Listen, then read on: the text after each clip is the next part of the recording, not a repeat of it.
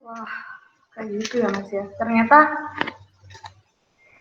Nusantara Sehat itu banyak juga ya, makanya tanggung jawabnya besar. Mas, ini sudah ada beberapa audien yang nanya, ini apa boleh langsung ke tanya jawab, apa ada lagi yang mau kita bahas lanjut dulu apa gimana Mas? Boleh, silakan. Oke, ini pertama dari Umar Talib. Halo Umar, ini Umar mau nanya langsung apa saya bacakan pertanyaannya? Ini saya bacakan dulu aja pertanyaannya Mas ya, nanti Umar, oh iya dibacakan. Ya, Izin bertanya Mas, apakah bedanya PTT dan NS tempatnya ya Mas? Apabila PTT bisa milih, kalau NS acak. Ini, ya, pertanyaan seperti itu. langsung langsung saya jawab aja ya. Jadi tadi yang perbedaannya itu sudah ya untuk programnya PTT itu dulu pada zamannya Pak SBY.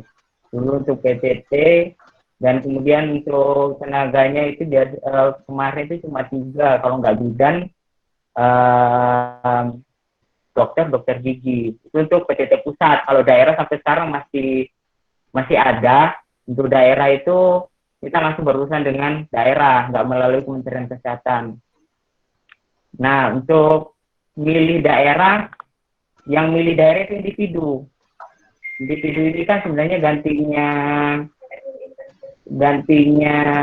PTT pusat di zamannya Pak Jokowi dan Jadi Nusantara masih bisa Sehat. milih ya Mas untuk penempatannya. Jadi nanti ada 2 pilihan. Pilihan pertama puskesmas mana, nanti di situ sudah ada kategorinya. Dia kategori terpencil atau kategori sangat terpencil atau kategori pedesaan atau perkotaan. Nanti ada semua kategorinya.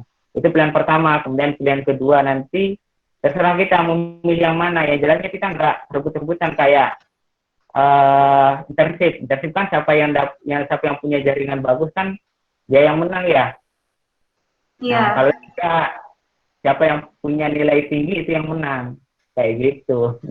Oh, ini lebih adil sih ya. Jadi kayak eh, tergantung usaha. Kalau misalnya internet kan, kalau isip kan ya ada yang akhirnya bayar joki atau gimana kan.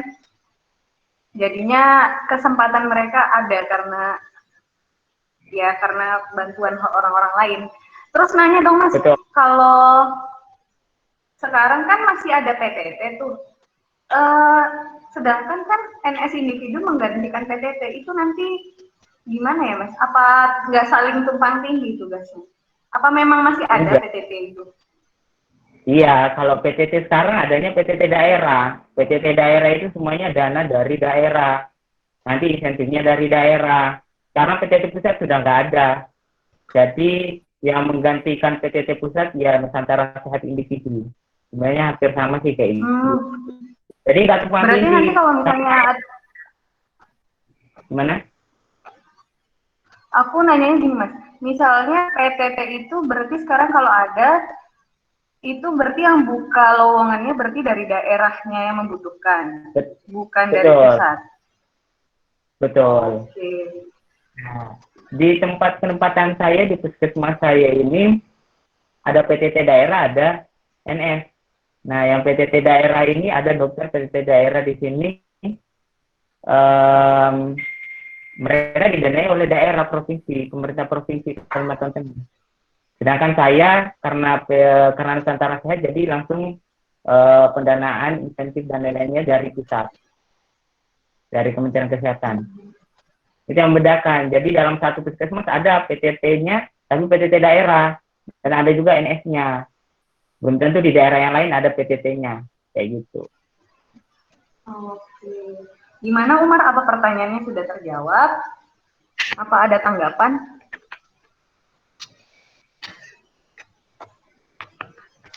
Oke, sambil nunggu Umar, boleh lanjut ke pertanyaan selanjutnya ya, Mas. Ini Ya, dari Dokter Firdaus. Nah, ini Dokter Firdaus ini mau nanya gini.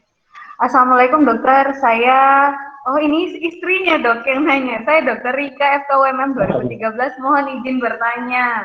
Apakah ikut NS itu diseleksi? Terus kalau misalnya diseleksi, bagaimana ya alur pendaftarannya dan tips triknya buat lolosnya? nanyanya sudah komplit sini kayaknya Mas. Iya. Oke, jadi Nusantara Sehat itu ya ada seleksinya. Nanti seleksinya itu ada 2 tahap. Yang tahap pertama itu seleksi administrasi. Jadi teman-teman yang berminat ikut Nusantara Sehat nanti silakan bisa dibuka websitenya. Ada websitenya Nusantara Sehat. Nanti di sana kita akan mengisi form online. Jadi di mana form online itu berisi pilihan posisi yang diminati. Misalnya kita profesinya dokter, nanti kita pilih dokter sesuai dengan pendidikan lah. Kemudian data pribadi.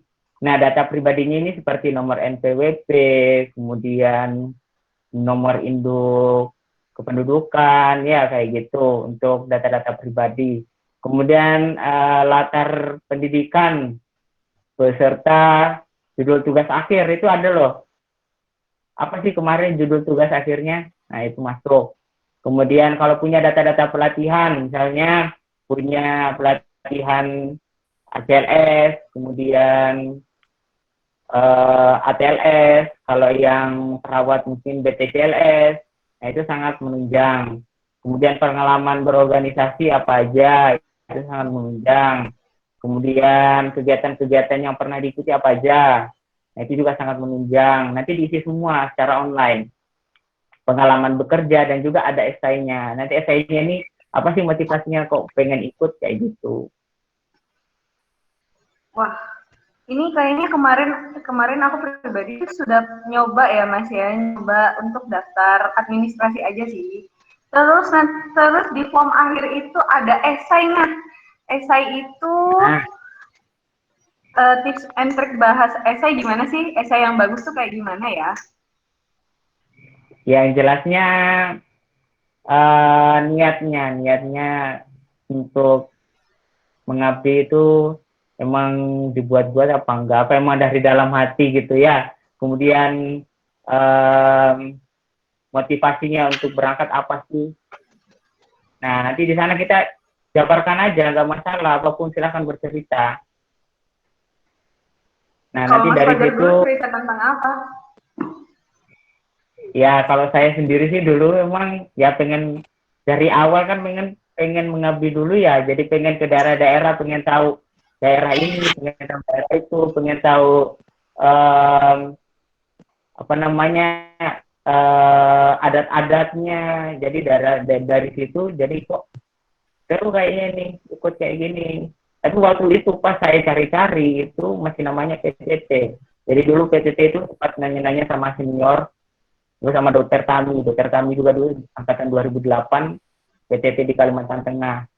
Sering berjalannya waktu kok muncul program namanya Nusantara Sehat. Kayak gitu. Nah, akhirnya dari cerita-cerita itu muncullah kepengen ini, kepengen itu, motivasinya apa kok pengen ke perifer gitu. Jadi tahap 1. Nah, nanti kalau misalnya sudah tahap 1, ada pengumumannya nanti. Jadi masuk ke akun kita pengumumannya. Oh, Nah, berarti kemudian nanti kita berarti rajin-rajin buka web ya berarti ya Mas ya? ya betul. Oh, nggak lewat Nanti email gitu ya? ya.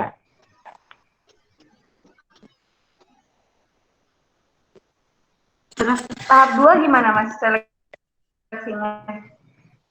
Nah, untuk tahap 2 sendiri itu ada 3 macam tes. Iya, 3 macam tes ya. Yang pertama yaitu psikotes. Nah, ini yang banyak makan waktu dari pagi sampai sore pokoknya. Luar biasa, harus sarapan lah. Nanti psikotes ini macam-macam. Psikotes ini ada ratusan soal. Nanti ada logika penalaran, ada logika aritmatika, ada kepribadian, ada warteg test. Banyak deh. Banyak pokoknya nanti untuk psikotes. Nah, nanti di sela-sela psikotesnya ada FGD atau fokus group discussion. Nanti di sini fokus group discussion ini kita nanti terdiri dari 6 sampai 7 orang. Dan nanti di situ ada 3 asesornya. 3 asesor ini nanti yang menilai kita dalam proses diskusi. Nah, nanti ada moderator dari 6 sampai 7 orang ini, peserta ini akan berdiskusi mengenai topik yang diberikan. Waktu itu aku dulu dikasih kasus stunting kalau nggak salah waktu itu.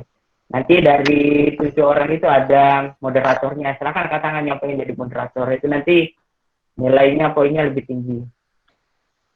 Nah, nanti di SGD ini silakan sampaikan pendapat Anda apa, kemudian inovasi-inovasi yang ada di dalam benak. Nah, silakan disampaikan, diutarakan. Tapi ingat, jangan terlalu mendominasi. Ya, berikan kesempatan kepada yang lain. Soalnya kita ada 7 orang. Jadi ada saatnya kita jadi pembicara, ada saatnya kita jadi pendengar. Jadi jangan terus sampai mengobrol gitu. Dan jangan menjatuhkan, tapi harus saling mendukung. Itu untuk yang SGD-nya. Nah, nanti di setelah SGD-nya ada wawancara. Jadi wawancara ini nanti kita durasinya sekitar 15 menit. Nanti kita diwawancari oleh 3 asesor tadi itu. Jadi nanti ada yang dari, kalau nggak salah, psikolog ya. Jadi orang psikolog ini kita bisa melihat mimik kita, ini benar nggak sih ngobrolnya ini? Apa dia ada-adain nggak sih? Nah, itu. Kemudian nanti ada yang satu profesi kita, dokter. Nanti akan menanyakan mengenai ilmu kita. Misalnya nanti kalau kamu di puskesmas, dapat pasien seperti ini, kamu terapi apa? Kayak gitu. Itu aja sih, ada 3 aja sih wawancara, FGD sama kotes. SGD ini maksudnya small group discussion ya, Mas? Ya, kayak gitu. Group diskusi, ya. Wah, tahapnya panjang juga ya, Mas ya. Terus pengumuman dari tahap 2 gimana, Mas? Gimana? Kan ini tadi udah tes psikotes, terus ada SGD-nya juga, terus ada wawancaranya.